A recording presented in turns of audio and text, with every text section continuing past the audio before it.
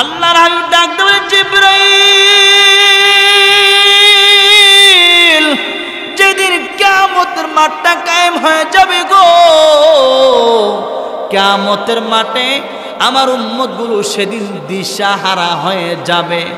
মা তার সন্তানের পরিচয় দিবে না, বাবা তার সন্তানের পরিচয় দিবে না। সমস্ত নবীগুলো সেদিন নাফসি নাফসি বলতেই থাকবে। জিবরাইল আমার উম্মতগুলো সেদিন জিহ্বাটা কুকুরের মতো বাহির করে দিবে পানি পান করার জন্য। সেদিন আমি নবী আমার উম্মতকে পানি পান করার জন্য হাউজে কাউসার পানির পেয়ালা লইয়া আমি নবী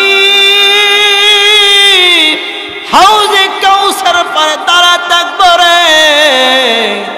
কেমন নবী আমরা পেয়েছি, বদুয়া করে নাই, বরংস বলে নবী হাউজে কাউসার পানির পেয়ালাটা আমি নবী লইয়া হাউজে কাউসার পারে দাঁড়ায় থাকব। উম্মতের মুখে পানিটা উঠায় দেওয়ার জন্য আল্লাহর হাবিব বলেন, হাউজে কাউসার পানিটা এমন একটা পানি গো, যে হাউজে কাউসার পানির মধ্যে আল্লাহ তিনটা গুণ দিয়েছে। কয়টা? তিনটা গুণ দিয়েছে। এক নাম্বার গুণ হচ্ছে আল্লাহর হাবিব বলেন হাউজে কাউসার পানিটা মেশকে আম্বরের চাইতে বেশি গ্রান হবে।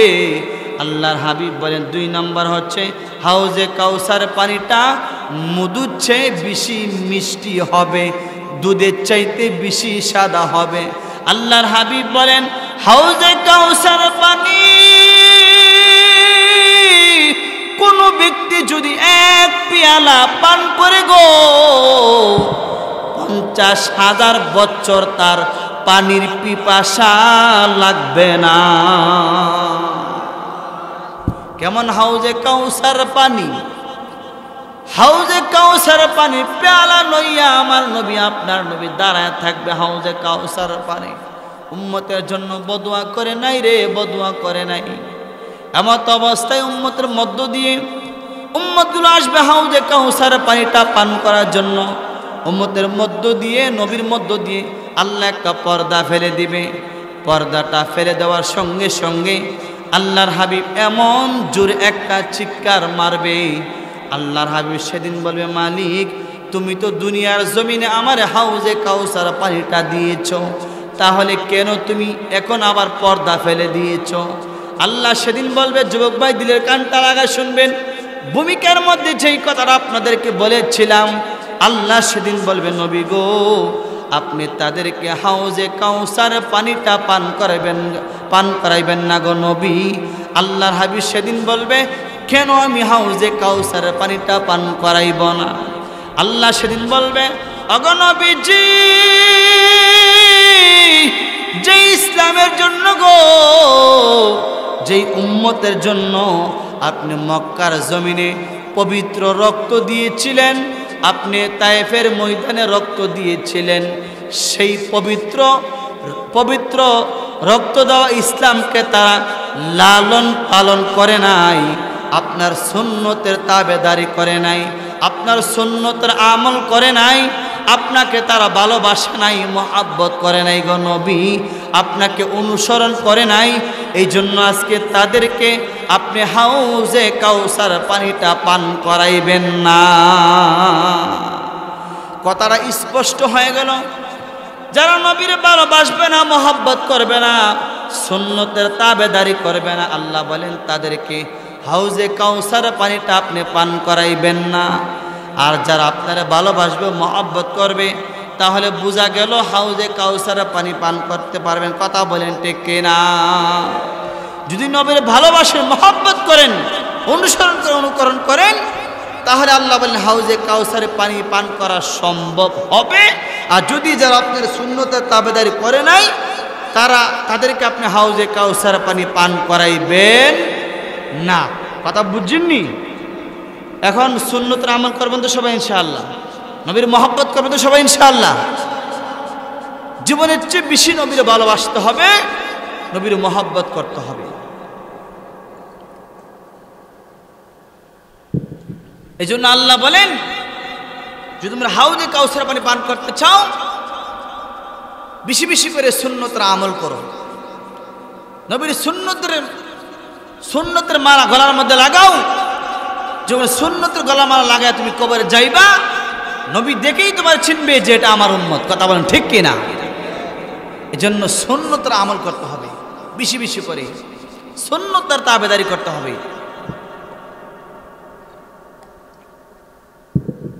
ভাইয়ারা আমার, দিলের কানটা লাগায় শুনবেন, কিয়ামতের মাঠে এমন একটা অবস্থা হয়ে যাবে গো, আল্লাহর হাবিব কিয়ামতের মাঠে এমন ভাবে কান্না শুরু করে দিবে, প্রাসান হয়ে যাবে উম্মতকে জাহান্নামের আগুন থেকে বাঁচানোর জন্য। নবী কাঁদতে কাঁদতে বেহুশ হয়ে যাবে। নবীর কান্না যেন আসমানটা কান্না করে গো, নবীর কান্না যেন জাহান্নাম কান্না করে। ফেরেশতারা কান্না শুরু করে দিবে। কিয়ামতের মাঠটা যেন কেমন হয়ে গেল, আকাশ বাতাস মুখরিত হয়ে গেল নবীর কান্নায়। যখন নবী এরকম ভাবে কান্না শুরু করে দিবে, আল্লাহ সেদিন ডাক দেবে, বলে নবী গো, আপনি চিন্তা করবেন না, টেনশন করবেন না। আল্লাহ সেদিন বলবে, ওয়ালাল আখিরাতু খায়রুল লাকা মিনাল উলা। আগো নবী, যে মাঠটা কিয়ামতের মাঠ গো নবী, এই মাঠটা হাসর মাঠ। দুনিয়াতে যারা আপনারা ভালোবাসতো, মহব্বত করত, সুন্নতের তাবেদারি করত, আপনি তাদেরকে লইয়া জান্নাতুল ফেরদাউসে চলে যান। ভাইয়ার আমার, জান্নাতুল ফেরদাউস কত বড় জান্নাত! আল্লাহর হাবিব বলেন, এমন 10টা পৃথিবীর সমান জান্নাতের একটা রুম। সুবহানাল্লাহ, আসেনি? এমন 10টা পৃথিবীর সমান জান্নাতের একটা রুম যদি হয়, তাহলে 10টা জান্নাত, 8টা জান্নাত কত বড় হবে! ভাইয়ারা আমার, যদি আপনি নবীর ভালোবাসেন, মহব্বত করেন, নবী আপনার সুপারিশ করে করে হাতে ধরে ধরে নবী আপনার জান্নাতে নিয়ে যাবে। শর্ত হচ্ছে নবীরে নিজের জীবনের চেয়ে বেশি মায়া করতে হবে, ভালোবাসতে হবে। কথা বলেন ঠিক কিনা? ভাইয়ারা আমার, লম্বা ঘটনা শামাইলে তিরমিজির মধ্যে আসছে। যেদিন কিয়ামতের মাঠটা কায়েম হয়ে যাবে, কিয়ামতের মাঠটা কায়েম হওয়ার আগে আল্লাহ সেদিন জিবরাইলকে ডাক দিল, জিবরাইল রে, আমার নবী রওজা শরীফ থেকে ওঠার আগে আমার নবীরে বল না, আমার নবী যেন জান্নাতের পোশাকটা পরিধান করে, আমার নবী যেন রওজা থেকে উঠে কিয়ামতের মাঠে চলে যান। ভাইয়ার আমার, আপনারা কি বুঝেন? রওজা থেকে ওঠার আগে, জান্নাতের পোশাকটা পরিধান করার আগে গো, নবী জিজ্ঞাসা করবে জিবরাইলকে, আমার উম্মতের হালত কি, উম্মতের অবস্থা কি, কিয়ামতের মাঠে কোন অবস্থায় আমার উম্মতগুলো দাঁড়িয়ে আছে। তাহলে বোঝা গেল এখনো নবী উম্মতের কথা বলে নাই। কথা বলেন ঠিক কিনা? ভাইয়ার আমার, আল্লাহর হাবিব উম্মতের জন্য এত মায়া ছিল। এই মাসটা কি মাস? রজব মাস। কথা বলেন ঠিক কিনা? আজকে রজব মাসের 26 তারিখ। 26 তারিখ দিবাগত এই রাতটা হচ্ছে মেরাজের রাত। কথা বলেন ঠিক কিনা? এই রাতের মধ্যে আল্লাহর হাবিব মেরাজে গিয়েছিল। লম্বা ঘটনা। মেরাজে যাওয়ার পরে নবী জান্নাতটা ভ্রমণ করেছিল। জাহান্নামটা নবীর চোখের সামনে আল্লাহ তুলে ধরেছিল। নবীর নামাজ হাদিয়ে দিয়েছিল। এটা আমার বিষয় না, কিন্তু মেরাজে যাওয়ার পরে আল্লাহর হাবিব কান্না শুরু করে দিয়েছে। আল্লাহ ডাক দেবেন, নবীজি, বন্ধুর বাড়িতে আসছি গো। বন্ধু কি বন্ধুর বাড়িতে এসে আবার কান্না করে? বন্ধু যদি বন্ধুর বাড়িতে এসে কান্না করে, বন্ধুর কি ইজ্জত থাকবে, সম্মান থাকবে? আল্লাহ ডাক দেবে, জিবরাইল, আমার নবী কিসের জন্য কান্না শুরু করে দিয়েছে আমার বাড়িতে এসে জিজ্ঞাসা কর। জিবরাইল ডাক দেবে, নবী গো, আপনি কিসের জন্য কান্না করেন? আল্লাহর হাবিব সেদিন তারাত মাকা মনটা লইয়া একটা কথা বলেছিল, জিবরাইল রে, আমি মেরাজ করেছি, মেরাজের রজনীতে আল্লাহর সঙ্গে সাক্ষাৎ করেছি, কথা বলেছি। আমি জানতে চাই, আমি দুনিয়াতে বিদায় হয়ে যাওয়ার পরে আমার উম্মতের জিম্মাদার কে হবে? আমার উম্মতগুলো, আমার উম্মত কিভাবে মেরাজ করবে, আল্লাহর সঙ্গে সাক্ষাৎ করবে? আল্লাহ ডাক দেবে, জিবরাইল, আমার নবীরে জানায় দে, আল্লাহ ডাক দেওয়ার আগে নবীজি আপনি চিন্তা করবেন না গো, টেনশন করবেন না। আপনি দুনিয়াতে বিদায় হয়ে যাওয়ার পরে আপনার উম্মতের জিম্মাদার আমি আল্লাহ হয়ে যাব। তারপর নবী কান্না করেন। আল্লাহ ডাক দেন, নবী গো আপনি আরো কিসের জন্য কান্না করেন? আল্লাহর হাবিব সেদিন ডাক দেওয়া বলেছিল, নবী গো, আল্লাহ সেদিন ডাক দেওয়া বলেছিল, মালিক আমি তোমার সঙ্গে মেরাজ করেছি, কথা বলেছি, সাক্ষাৎ করেছি, আমি জানতে চাই উম্মতগুলো কিভাবে তোমার সঙ্গে মেরাজ করবে। আল্লাহর হাবিব সেদিন ডাক দেওয়া বলেছিল, নবী গো নেন আপনার আমি 50 ওয়াক্ত নামাজ হাদিয়া দিলাম। 50 ওয়াক্ত নামাজ হাদিয়া দেওয়ার পরে আল্লাহর হাবিব বলেন, আমি আমার উম্মতগুলো 50 ওয়াক্ত নামাজ আদায় করতে পারবে না, পড়তে পারবে না। নবীর দরখাস্ত করতে করতে 5 ওয়াক্ত নামাজ নিয়ে আসছে। 5 ওয়াক্ত নামাজ আদায় দেওয়ার পরে তারপর নবী কান্না করে। আল্লাহ ডাক দেন, নবী গো আপনি কিসের জন্য আবার কান্না করেন? আল্লাহর হাবিব বলেন, তোমার সঙ্গে আমি মেরাজ করেছি, কথা বলেছি, সাক্ষাৎ করেছি, তুমি বলো আমার উম্মতগুলো কিভাবে মেরাজ করবে, কথা বলবে। আল্লাহ তাআলা সেদিন ডাক দেওয়া বলেছিল, নবী গো আপনি চিন্তা করবেন না, টেনশন করবেন না। আপনার উম্মত যখন 5 ওয়াক্ত নামাজের মধ্যে আমি আল্লাহর নামটা স্মরণ করবে, আল্লাহু আকবার বলবে, নামাজের মধ্যে দাঁড়ায় যাবে, নামাজের মাধ্যমে আপনার উম্মতের সঙ্গে আমি আল্লাহর সাক্ষাৎ হবে এবং কথা হবে। আল্লাহু আকবার বলেন না যুবকবার আমার। তাহলে বোঝা গেল নবী মেরাজে যাওয়ার পর উম্মতের কথা বলে নাই, কথা বলেন ঠিক কিনা? নবী সুখে দুঃখে উম্মতের কথা স্মরণ করেছে, কথা বলেন ঠিক কিনা? সুখে দুঃখে সর্ব অবস্থায় নবী উম্মতের জন্য কান্না করেছে। ভাইয়ের আমার লম্বা ঘটনা। আল্লাহর হাবিব উম্মতের জন্য কত মায়া ছিল গো, কত ভালোবাসা ছিল রে। আল্লাহর হাবিব যখন উহুদের ময়দানে আল্লাহর হাবিব কালিমার দাওয়াত দিয়েছিল, কোরআনের কথা বলেছিল, আল্লাহর হাবিবকে বেঈমানগুলো এমন ভাবে নবীর ধারালো পাথর দিয়ে আঘাত করেছে, ডিল মেরেছে, নবীর এমন ভাবে রক্ত মাখা করে দিয়েছে, নবীর লোয়ার হেমলেটটা ভেঙে নবীর মাথা দিয়ে ঢুকে গেছে, 2টা দান মুবারক নবীর শহীদ করে দিয়েছিল।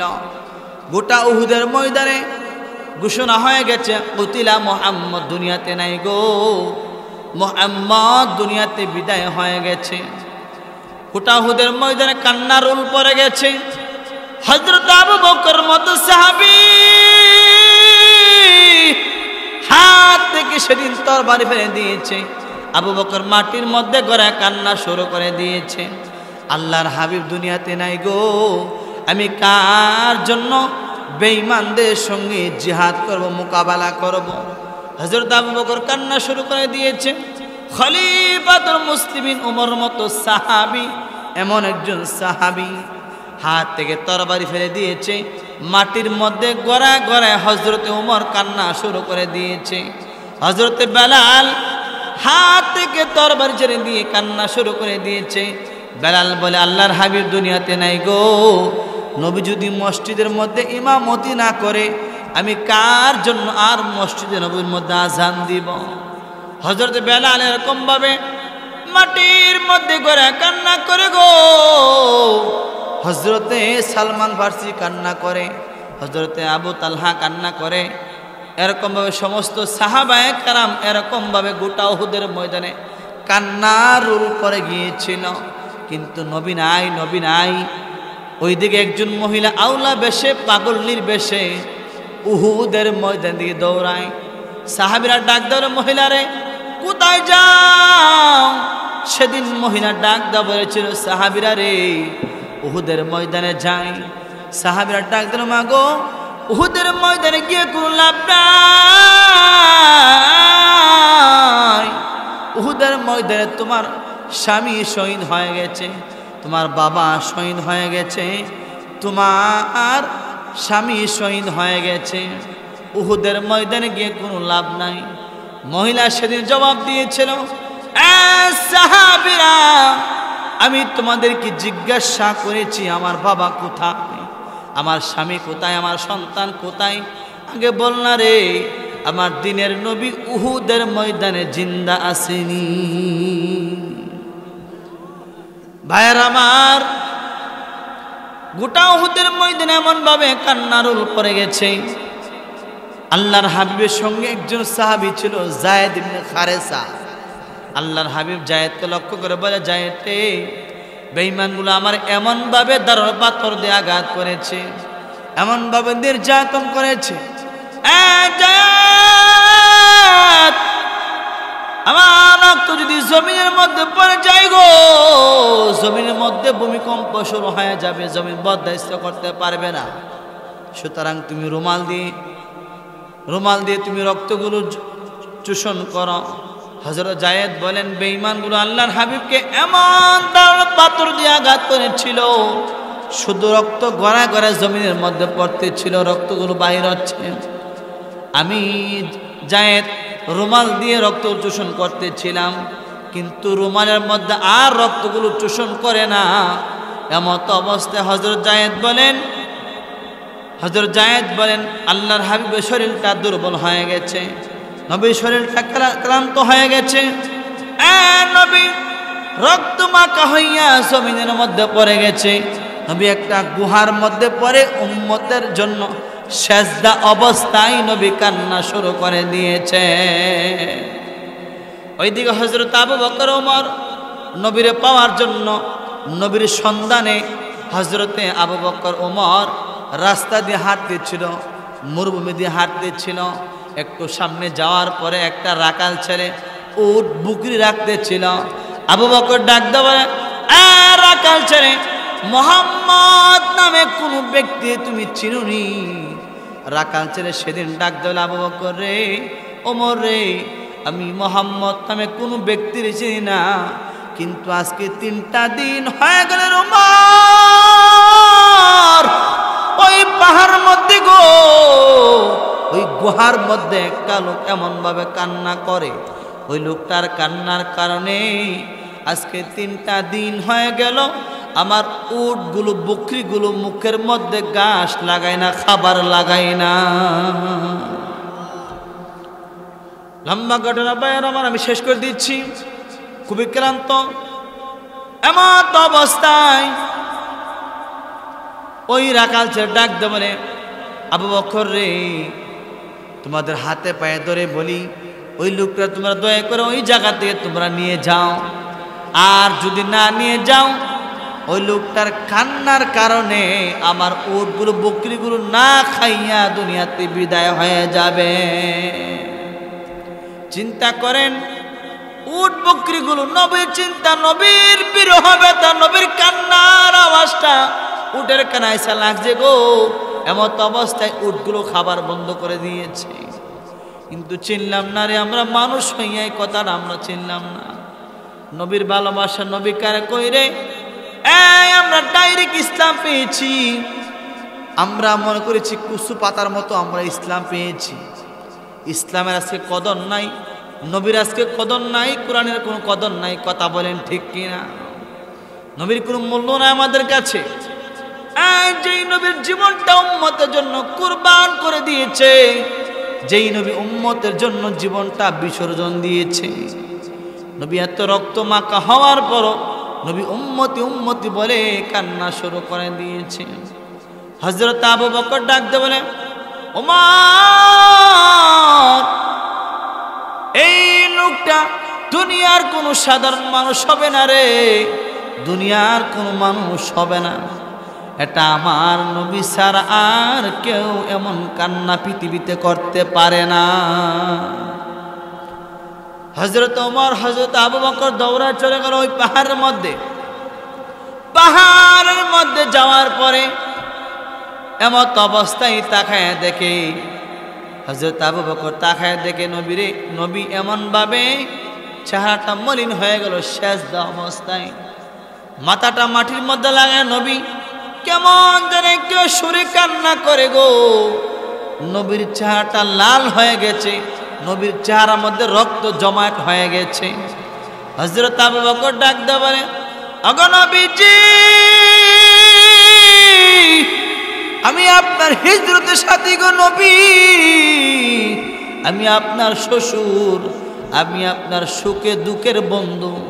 ওগো নবীজি, আপনি মাথা মোবারক তুলেন। আজকে 3টা দিন হয়ে গেল, গোটা উহুদের ময়দানে আপনার কোনো সন্ধান পাওয়া যাচ্ছে না গো নবী। আপনি কোনো জায়গার জন্য সফর যাইতেন, সর্বপ্রথম আপনার আবু বকর আপনার বন্ধুকে সাথে করে নিয়ে যাইতেন। কিন্তু আজকে 3টা দিন হয়ে গেল, 72 ঘন্টা হয়ে গেল, আপনার কোনো সন্ধান পাওয়া যাচ্ছে না গো নবী।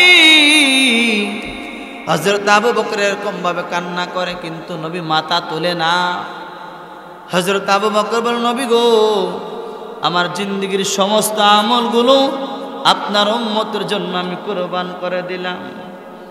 যখন আবু বকর এই কথাটা সেদিন বলেছে, কিন্তু নবী মাথা তোলে না। খলিফাতুল মুসলিমিন ওমর এমন একজন সাহাবী ছিল, খুব রাগান্বিত একজন সাহাবী ছিল, কথা বলেন ঠিক কিনা?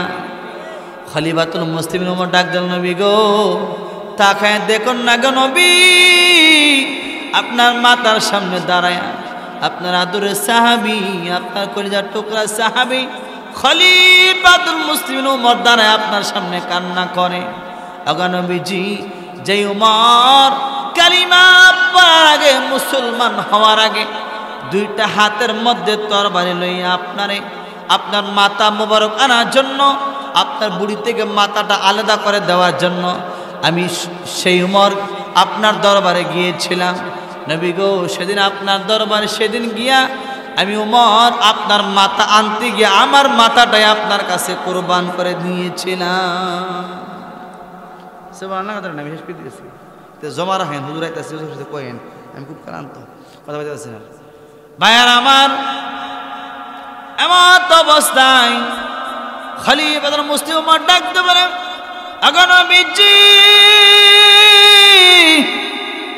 আমি সেই ওমর সেদিন আমার মাথাটা আপনার কাছে কোরবান করে দিয়েছিলাম। নবী গো, মাথা, আপনি মাথা তুলেন, তাকায় দেখেন আপনার সাহাবী আসছে আপনার কাছে, কিন্তু নবী মাথা তোলে না। এমন অবস্থায় আল্লাহর হাবিব যখন মাথা তোলে না, খলিফাতুল মুসলিমিন ওমর ডাক দিলেন, নবী গো, আমার জিন্দেগির সমস্ত আমলগুলো আপনার উম্মতের জন্য আমি কুরবান করে দিলাম। নিউ খবর নাই, মাথা তোলে না। আবু বকর ডাক দিল, ওমর। 2জন সাহাবী চলে গেল। দুইজন সাহাবী আবু বকর ওমর দৌড়ায় চলে গেল, ফাতেমার বাড়ির দিকে রওনা দিয়েছে। একটু সামনে যাওয়ার পরে হযরতে ওমর, একটু সামনে যাওয়ার পরে হযরতে আলী ডাক দিল, আবু বকর, ওমর, তোমরা কি নবীর সন্ধান পেয়েছ? ওমর ডাক দিয়ে বলে, আলী, আমরা নবীর সন্ধান পেয়েছি। ওই গুহার মধ্যে আল্লাহর হাবিব উম্মতের জন্য কান্না করে গো, উম্মতের জন্য নবী পরেশান হয়ে গেছে। ফাতেমার সারা নবীর ওই জায়গাতে আনা সম্ভব হবে না। হযরত আলী দৌড়ায় ফাতেমার কাছে চলে গেল। ফাতেমার কাছে যাওয়ার পরে ফাতেমার স্বামীর গলার মধ্যে জোরে কান্না করে গো, প্রাণের স্বামী। ঘরের বাহিরে আবু বকর কান্না করে, ঘরের বাহিরে ওমর কান্না করে, তুমিও কান্না করো। মনে হয় বেঈমানগুলো আমার আব্বারে মেরে ফেলেছে। আলী ডাক দিল, ফাতেমা, তোমার আব্বার সন্ধান পেয়েছি। কোথায়? ওই জায়গার মধ্যে। হযরতে ফাতেমা ডাক দিয়ে বলে, আমার সন্তান কোথায় রে? হযরতে ফাতেমা 2টা সন্তান হাসান আর হুসাইনকে লইয়া দৌড়ায় চলে গেল ওই পাহাড়ের মধ্যে, গুহার মধ্যে যাওয়ার পর তাকায় দেখে ফাতেমা আল্লাহর হাবিব, হাবিবে কিবরিয়া, আল্লাহর পয়গম্বর সেজদা অবস্থায় নবী এমন কান্না করে। ফাতেমা ডাক দিল, বাবা গো, আপনি কেমন পাষাণ হয়ে গেলেন গো বাবা, আপনার কলিজার টুকরা, আপনার রক্ত, আপনার ফাতেমা আপনার মাথার সামনে দাঁড়ায় কান্না করে গো নবী। আপনি যখন কোনো জায়গার মধ্যে সফর যাইতেন গো, সর্বপ্রথম আপনার ফাতেমার কাছটা আপনি বিদায় নিয়ে যাইতেন। আপনার ফাতেমার বলতেন, মা, আমি মজা যাচ্ছি। আজকে 3টা দিন হয়ে গেল, আপনার কোনো খবর নাই, আপনার কোনো খবর পাওয়া যাচ্ছে না গো বাবা, আপনি মেহেরবানি করে দয়া করে মাথাটা আপনি একটু উঠান। কিন্তু নবী মাথাটা তুলে না। হযরতে ফাতেমা ডাক দেওয়া বলে, বাবা গো, তোমার উম্মতের জন্য আমার দুইটা কলিজার টুকরা সন্তান, তোমার দুইটা নাতিকে ইসলামের জন্য আমি কুরবান করে দিব। কিন্তু নবী মাথা তুলে না। হযরতে ফাতেমা কাঁদতে কাঁদতে, কিতাবের মধ্যে আসছে হযরতে ফাতেমা কাঁদতে কাঁদতে দুইটা হাত এরকম ভাবে উঠায় দিয়েছিল। কিতাবের মধ্যে আসছে ফাতেমা কাঁদতে কাঁদতে এক পর্যায়ে বেহুশ হয়ে মাটির মধ্যে পড়ে গেল, জ্ঞান হারায় ফেলল। আল্লাহ ডাক দে জিবরাইল, আল্লাহ ডাক দে জিবরাইল, আমি ফাতেমার কান্নার বরদাস্ত করতে পারি না, ওমর কান্না বরদাস্ত করতে পারি না, আবু বকর কান্না বরদাস্ত করতে পারি না, জিবরাইল বেলালের কান্না বরদাস্ত করতে পারি না, আমি আমার নবীর কান্না বরদাস্ত করতে পারি না। আমার নবীরে জানায় দে কিয়ামতের মাঠটা যেদিন কায়েম হয়ে যাবে গো, সেদিন আমার নবীর না জিজ্ঞাসা করে, আমার নবীর অনুমতি ছাড়া একটা উম্মতকে আমি আল্লাহ জাহান্নামের আগুনে জ্বালাইব না। জিবরাইল ডাক দেন, নবী গো, আল্লাহ সুসংবাদ দিয়েছেন, মাথা উঠান। নবী মাথা উঠাইলেন। জিবরাইল ডাক দেন, নবী গো, আল্লাহ বলেছেন তাই উহুদবাসীর জন্য আপনি বদুয়া করার জন্য। যুবক ভাই লক্ষ্য করবেন, সেদিনও নবী বলেছিল, জিবরাইল রে, আমি গজব হিসেবে দুনিয়াতে আসি নাই, আল্লাহ আমার রহমত হিসেবে দুনিয়াতে পাঠাইছে। আমি উহুদবাসীর জন্য বদুয়া করবে না গো, আমি উহুদবাসীর জন্য বদুয়া করতে পারবো না। আল্লাহর হাবিব উহুদবাসীর জন্য বদুয়া করে নাই। আমি আপনাদের যেই কথাটা বোঝার চেষ্টা করতেছিলাম, আল্লাহর হাবিব মক্কার জমিন উম্মতের জন্য কান্না করেছে, তায়েফের ময়দানে কান্না করেছে, উহুদের ময়দানে কান্না করেছে, কিয়ামতের মাঠে কান্না করবে, রওজা থেকে ওঠার আগে নবী কান্না করবে, মেরাজে কান্না করেছে। আল্লাহর হাবিব এরকমভাবে দুনিয়াতে বিদায় হয়ে যাওয়ার সময় কান্না করেছে। এবার আপনারা বলুন, সেই নবীর মহব্বত করার দরকার আছে না নাই? সেই নবীর ভালোবাসার দরকার আছে না নাই?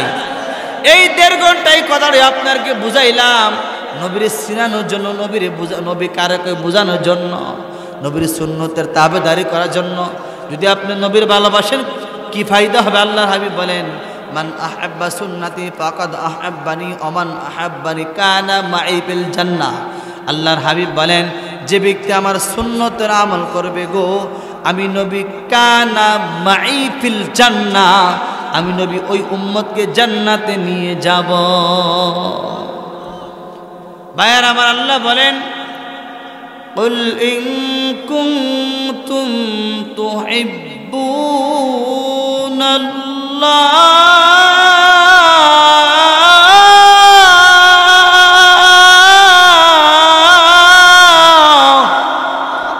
আল্লাহ বলেন, নবী গো, আপনি দুনিয়ার সমস্ত মানুষকে জানায় দেন, তারা যেন আমি আল্লাহকে পাইতে চাই, ভালোবাসতে চাই, মহব্বত করতে চাই, ফাত্তাবিউনি, তারা যেন আপনি নবীকে ভালোবাসে, মহব্বত করে, আপনাকে অনুসরণ করে।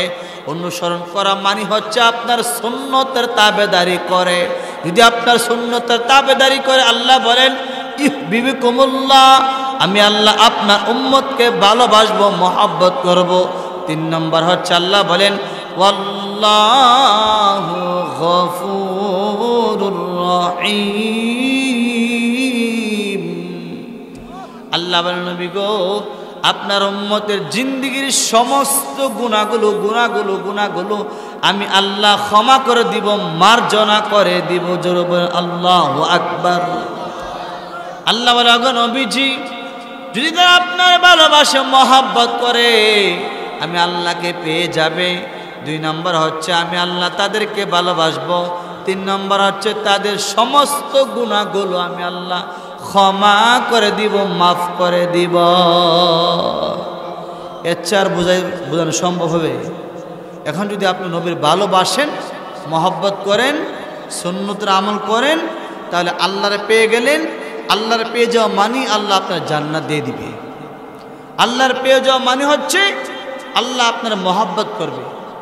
আল্লাহ আপনাকে মহব্বত করা মানি আল্লাহর দিদার আপনি লাভ করবেন দারুস সালাম জান্নাতের মধ্যে। আল্লাহু আকবার।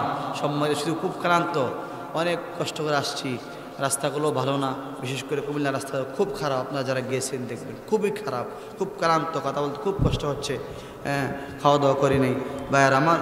তাহলে আপনার আল্লাহ তাআলা যেন আমাদের সবাইকে, যে আলোচনা করেছি, আল্লাহ তাআলা আমাদের সবাইকে যেন, আল্লাহ তাআলা আমাদের সবাইকে যেন এই নবীর মহব্বত, ভালোবাসা, সুন্নতের তাবেদারি, নবীর অনুসরণ অনুকরণ করার তৌফিক দান করুন, আমিন।